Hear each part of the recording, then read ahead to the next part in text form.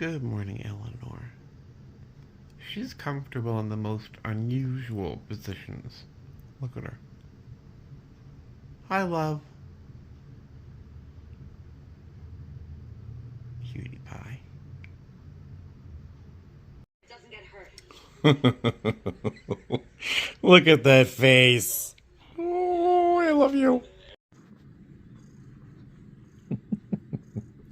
Hello, Eleanor.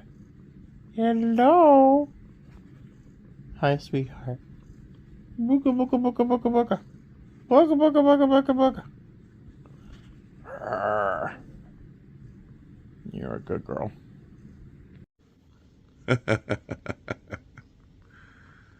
Good morning, Ella. Oh, yeah, right in the ear. Oh, right in the ear. Oh, yeah. Oh, that's good, huh? Oh, boy. Good morning, honey. Good morning. What a good girl you are. What a good girl you are. Good morning. Hi, handsome. Yeah? What? Oh. Oh, my life is so hard. Oh. Okay, honey. Oh. My sweetheart.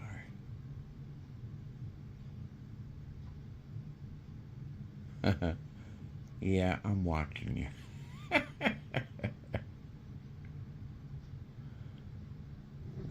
Well, all right. Fine, leave me. He's gonna take a sun bath. Hey guys, how are ya? Welcome back to my channel. It's me, Steven. It is Monday the 15th. It's 1:25 in the afternoon. I just slid into an okay parking spot at the airport here to pick up a couple packages at my P.O. box, hopefully. And I'm sure there's some sort of mail there. Oh, speaking of mail, real quick, hey guys, I want to show you a card that was sent to me by Clarissa, I believe. Yes. And she sent me this card. How sweet is this card? She wrote a note inside here wishing me a happy birthday from her and her 3 cats. And she mentions that she helps take care of, I think the number was 50 cats that had been TNR'd. It's a colony of cats that she's taking care of. Thank you so much for taking care of those cats. And I'm glad they've been TNR'd so they're not multiplying. But thank you for taking care of those sweet babies. But hey guys, so I'm in kind of a mood. I'm in like, I shouldn't be filming, that kind of mood, you know. I've been justifying my anger, which is never a safe place for me. Justifying my own behavior when I'm mad is never good. So I'm catching myself. What I really should have done is grabbed something to eat when I grabbed my coffee. I haven't eaten anything. I have been stuck at 212 pounds for a little bit. I've been eating more healthy. I've been eating more in a healthier way. I've also been exercising more, but my weight has just plateaued right at 212, which I'm happy with, but I'm also frustrated. But this morning I weighed myself after visiting the little boy's room, which is that's how you weigh yourself, right? Because who wants to weigh all that stuff, right? I know I'm oversharing as usual, but I weighed myself this morning and I weighed 211.2 pounds. Yay! But that inspired me not to eat. I know it's not healthy, but that's where I went. So I did not eat this morning and I'm feeling a little cranky. So I've been inspired by the minor irritations around me to get even more irritated. The homeless woman that visits my house and my neighbors periodically, she stopped by this morning. I was in the living room giving the cats their treats, and she walked right across my window, like right in my window. Not in the yard, not on a path, in my yard, in front of my window. And she's doing something with pine cones. and I honestly lost it immediately. I'm so tired. My compassion for this woman has dried up completely. I am so irritated and mad that she just has this presence in my life. After spray painting the front of the house, stealing packages, and her omnipresence just seems, it's just flames running up my neck. I am so irritated by her. I opened the door and I used a voice I've never used before sober. Get the rock! I used a voice that belongs on a heavy metal album, and it scared the hell out of her, and she scurried away. I certainly hope she doesn't take retribution on my house afterwards, but whatever. Then there's this guy next to me, flies past me with this giant banner flying from the back of his huge pickup truck, with a former president's name on it, and then underneath it says, F your feelings. What kind of civil discourse do you have with someone who flies a banner that says F your feelings? I mean, I know we have animals on both sides of the aisle, but really? And it just, more irritation. It's just been a morning. But I have been self-soothing. I should have been eating. But with some iced coffee. And is it Arlo Guthrie? Or is it I think it's Arlo Guthrie who sings Alice's Restaurant. Anybody out there old enough to remember Alice's Restaurant? You can get anything you want at Alice's Restaurant, excepting Alice. Yes. Alice's Restaurant. It's like a 14-minute long song. It's absolutely hysterical, purely born of the 70s or maybe even the 60s. But I memorized the words to Alice's Restaurant when I was a child, when I was very, very little. And here I stress about my annual recurrent, trying to remember 10 words in a row. But I remember every word to Alice's Restaurant. If you're old enough to remember the song, you know what I'm talking about. But I'm going to go into the post office and grab a couple things after this monologue of mine, and then I'm going to do a little mini Q&A. I wrote down some questions you guys have left in the comment section, so I will share some answers to those burning questions in just a moment after I hit the P.O. box. I'll see you in a minute. I don't know what's going on down there. I'm up at the P.O. box, which is up here, and downstairs is baggage claim, and I don't want to film what's happening right there because it's not my business to film them, but I think the police officer who's there has called paramedics. I certainly hope. I don't see anybody rushing here, but someone just collapsed or had a seizure or something, and he is breathing. He's upright, and I think he just kind of got sick a little bit, but there's got to be 15 people surrounding him trying to help, including a police officer. And he's breathing. He's upright. He's not ambulatory, but I really hope he's okay. It happened to the right place. There's police officers down there now, but man, I hope he's okay.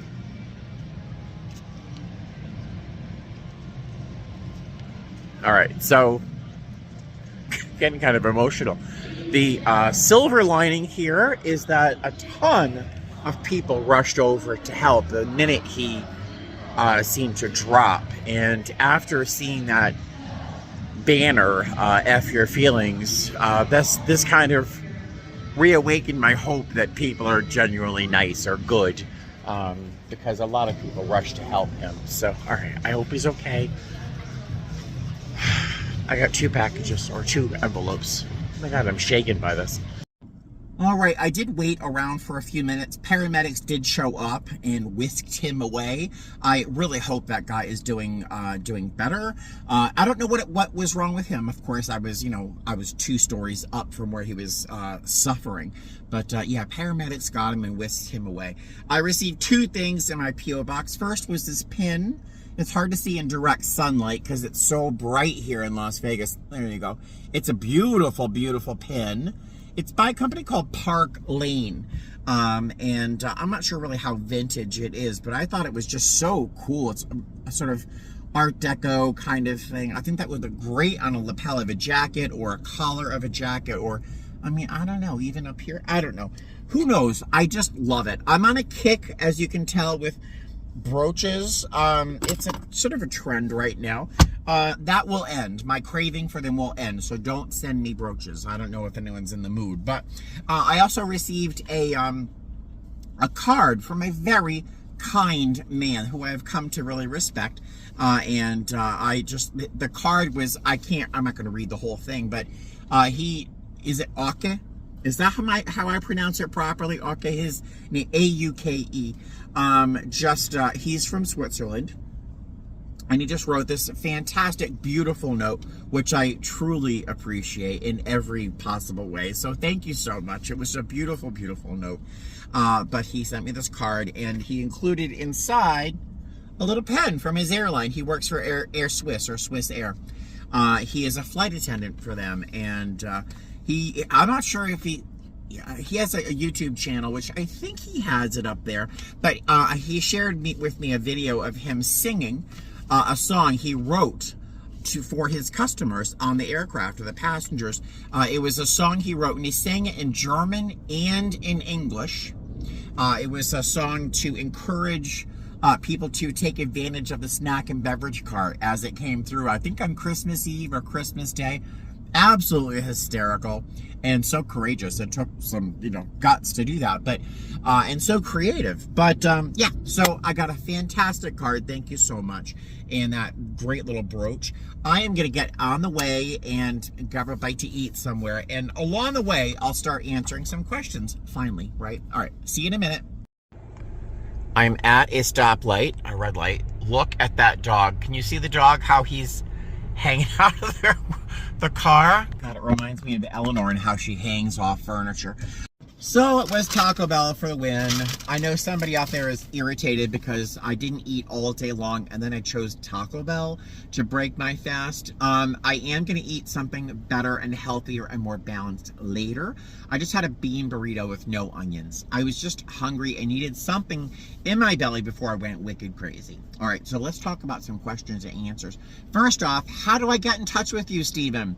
This question is my own question for myself, inspired by Julie, who is a longtime subscriber. She left a comment saying that she had sent me a photograph of her granddaughter in my Facebook Messenger account. Now, I'm tempted to go look at it, and Julie, if you want to drop me an email with that photograph, I would be glad to look at it. I'm sure she's beautiful, but I do not look at my Messenger, Facebook Messenger, unless we are currently friends, and those are people I know in real life, or people from my past. There are some coworkers, but if we know each other on Messenger, it's definitely separate from my YouTube channel. I do not even look at the message requests. So if you've reached out to me and I've not returned a message or a reply, it's because I don't look at that. I need to have one little tiny sliver of the internet for myself. I used to have a Facebook page called A Bear in the Air, I think, and Facebook won't let me delete it. It's not active. I haven't even touched it in 6 years at least. So if you need to contact me, leave a comment under a video, drop me a message at steven.pereira@gmail.com or snail mail. And my email, my post office box can be found in my About section on my channel. So GB asked, how often do flight attendants have to have a physical? Do we get a physical before we're hired? Do we have one annually? No. Simple answer. With my airline, in my experience, we don't have to have a physical ever, even before getting the job. In other parts of the country, you're required to have special licenses, and I'm sure you have to have a physical. But in the U.S., to my knowledge, you don't have to have a physical at all. If I'm wrong and your airline in the U.S., a U.S.-based airline, requires a physical at some point, leave a comment under my video. I would love to know. You don't even have to know how to swim. People ask that all the time. Do you have to know how to swim as a flight attendant? In my experience, no. We do have to prove during training that we can float with an a life vest and maneuver around a pool, help people into a life raft, which is hard. It's actually surprisingly difficult to do, especially these life vests. they really lift you from your neck. There's no support. The strap that you wrap around your waist is to keep it tethered to you. It doesn't support you at all. So you're bobbing around in the water like this, being held up by your head. To pull someone out of the water into a life raft, it's hard. But we don't have to know how to swim. At least in the States and in my experience with my airline. If your airline requires you to know how to swim, let me know in the comment section below. I'd be very curious. Wade asks, do I think Las Vegas will be my forever home? He's as surprised as I am that it's been 3.5 years since I owned my condo, since I bought my condo. I don't know how to answer that question. I don't like Las Vegas. I hate to say that. I don't love Las Vegas. There isn't a lot here for me. I don't drink. I don't gamble. I don't do drugs. I don't smoke. I don't go to girly bars, obviously. And I love the natural beauty around Las Vegas, but Vegas itself I find to be kind of a dried out husk that's way too populated, although we do have a lot of Goodwills. That's good. But I'm not a huge fan of Las Vegas. I've come to accept it, and I've learned how to survive the heat in the summertime, but I don't love Las Vegas. Where I would like to live is, and if you've been here for a while, you know I'm going to say St. Pete in Florida. The St. Pete area, Clearwater, Dunedin, Palm Harbor, Tarpon Springs, that part of Florida, I love. I would love to live there eventually, but there's a couple things that hold me back. First, I own my home here in Las Vegas, and my mortgage is so low, it's insane. I pay like less than $840 a month, my mortgage. I have an HOA, but my mortgage itself is $840 a month for a 2-bedroom, 2.5 bath, wood-burning fireplace, attached 2-car garage, huge ceilings, because mainly Las Vegas is still affordable. Even with the increases in prices, it's still relatively affordable compared to anywhere else I would want to live. The price, my mortgage is low mainly because my interest rate is so low. If I didn't tell you or you didn't know, my interest rate for my loan is 2.25%. I can't brag about a lot, but I got lucky. 2.25%, because I bought it mid-pandemic when the Fed was low. So my cats, I could never move. If I could move once my cats passed away, I could move. My cats won't travel. They can't handle a drive in the car to the vet, never mind travel across the country. I would never put my cats through that. I would live on this coast until I die because my cats just can't. I would never put them through that. Have I made that clear? I don't even know how to talk about that. And Las Vegas is a base. I love Las Vegas. The only other bases I think I would like as much because of the people would be Chicago and Detroit. Those bases are just genuinely the people are good. They're nice. Historically pleasant. There's like a family feeling around those two bases. The other bases we have, I'm just not interested in. Fort Lauderdale would be handy because it would allow me to live in the part of Florida that I like. But the political climate in Florida with DeSantis, I thought Rick Scott was bad. DeSantis, oh my God, he's the devil. There's just a lot of reasons I stay here in Las Vegas. So if Las Vegas is my forever home, it might be. But in my family, the men don't live long. Not to get dark, but the men in my family live, usually they pass between like 55 and 65, and TikTok, I just turned 55, so we'll see what happens. My father's alive. He's 80, no, is he 79? I think he's like 79 or 80 years old. I don't really know him. I've only met him a handful of times, but he's alive. My great uncle Bob lived until he was 81, but the men in my family otherwise, they just don't have a long shelf life. So I'm not too worried about my forever home. I know I got real dark real quick. Diva asked, do I disinfect my shoes that I get at Goodwill? Do I wear no-show socks? Am I worried about fungal infections, that kind of stuff? No, I have very few fears in my life. I buy a lot of shoes at Goodwill. I must have 40 pair of shoes at Goodwill, from Goodwill. And I love them. I love shoes. But I don't buy them unless they're practically new. If they look almost unworn. If they look scabotes, if they're bad, I don't buy them. I don't even look at them. I just right on the shelf. But if they're in great shape, I buy them. I don't like wearing socks. Back when I was a little bit heavier, the socks would constrict my legs and there'd be like some sort of swelling or something around the ridge of the top of the sock. It was just uncomfortable. Now that I've lost weight, that doesn't happen anymore, so maybe I could start wearing socks.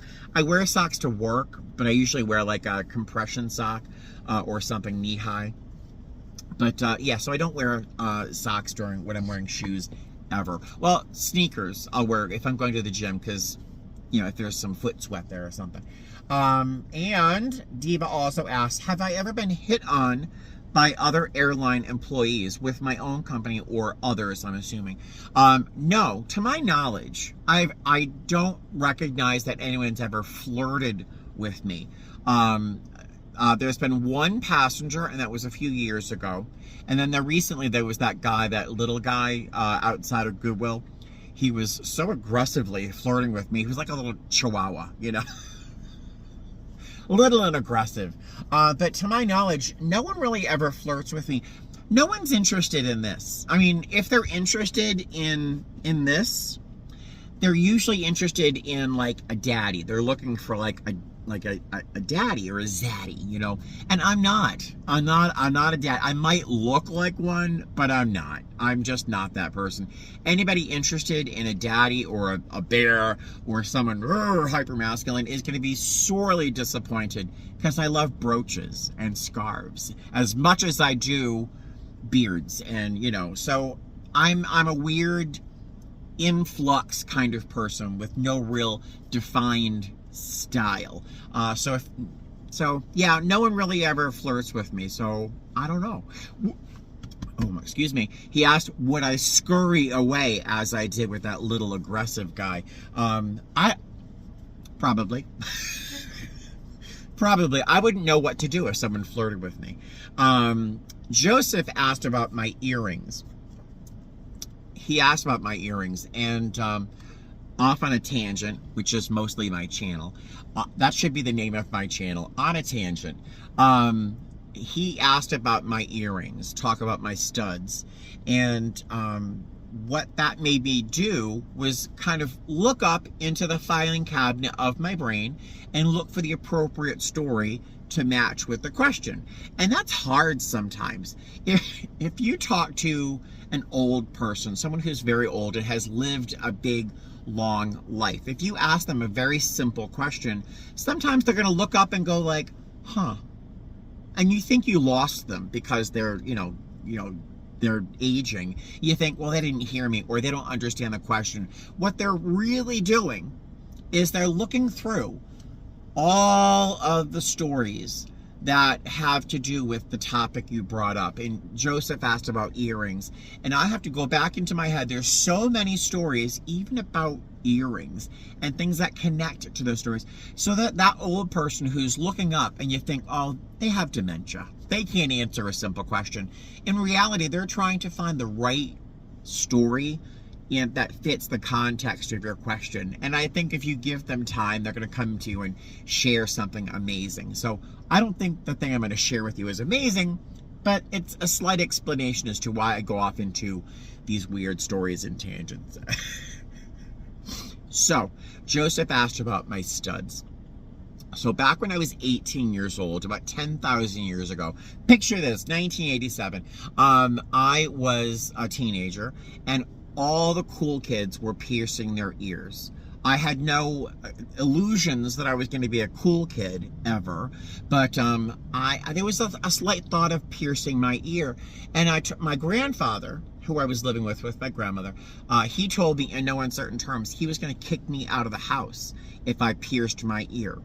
You kids who came out of the closet like this generation, you have no idea how difficult it was. Even as recently as the 80s, coming out of the closet or being gay was still dangerous. Even your family would disown you if you did something as simple as pierce your ear. So my grandfather threatened to kick me out of the house if I pierced my ear. My grandmother would have killed him in his sleep had he done so. But, so I was safe. But, I had a friend named Steven. Now, I was just exploring coming out of the closet. I discovered I could slide into a couple gay bars. Before the security guard showed up, I would sneak into the bar and drink. And by the time the security came in or the bouncer came in, they would see me in the bar and assume I was legal. And that's how I started drinking at bars. But I'm sure I met Steven at the No Name or the Yukon Trading Club in downtown Providence, probably the Yukon. But I met Steven.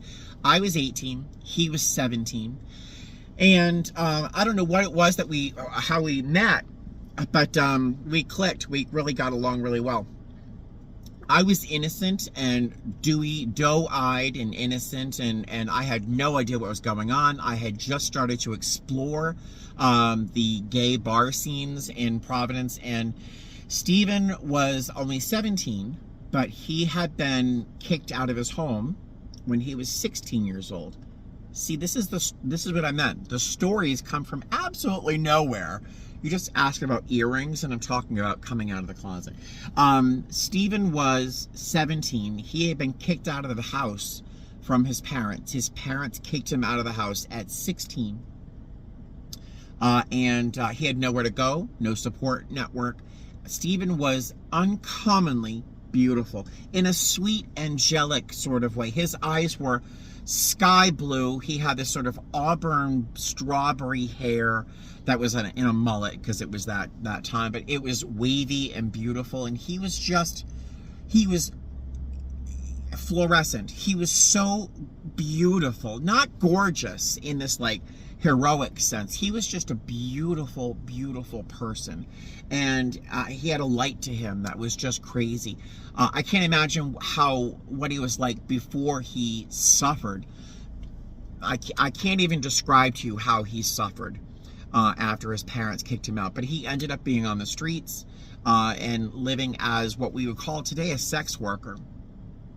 He had a very, very difficult and very, very tragic life that I can't share with you on YouTube because I think that would be too much even for a YouTube channel.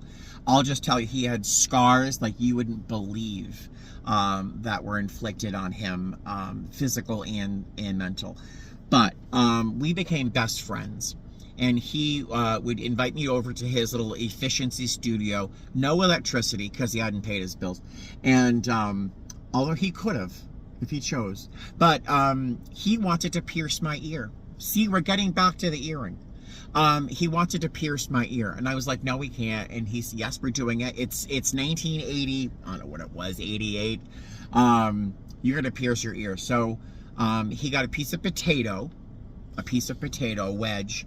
And we had no ice to numb my ear because no electricity. So he got some a piece of potato behind my ear and a sewing needle, and he jabbed the needle through my ear, and I remember the crunch of the cartilage giving way. To this day, I remember the crunch of that needle going through my ear. And then he stuck a fake silver earring into my ear, and maybe he thought it was genuine silver, I don't know. But I ended up having the worst ear infection that you could possibly imagine. The backing of the earring went in. It was so bad. But I avoided my grandfather for days, and he eventually saw that I had my ear pierced, and you could see his jaw clench. He was icy cold, which was usually him at his best anyway. But he was very unhappy about it and didn't say a word because he knew my grandmother would kill him. But that's how I pierced my ear. Years later, I worked at Saks Fifth Avenue. I made my way up to Saks, and I bought myself a pair of black diamond studs. I thought black diamonds were cool and a little avant-garde, you know, kind of cool. And I no sooner did I buy them than I lost one, and I couldn't find it. So I had one black stud, and what are you gonna do with that? So that disappeared eventually too. I bought these, which are little black cubic zirconia, at a piercing pagoda in a mall somewhere. I have no idea where, but they were like $6, and I've worn them every day since, for the most part. There was a time I wore little silver Huggies, or tried to, but they weren't compliant with our uniform at the time. That may have changed. I have to look into that, because I would like a little pair of little Huggies. But ta-da! Joseph, you didn't expect that long story, and I didn't expect to tell you all of that, but that's what you get with my channel. Blah, blah, blah. I think that's going to be it for this.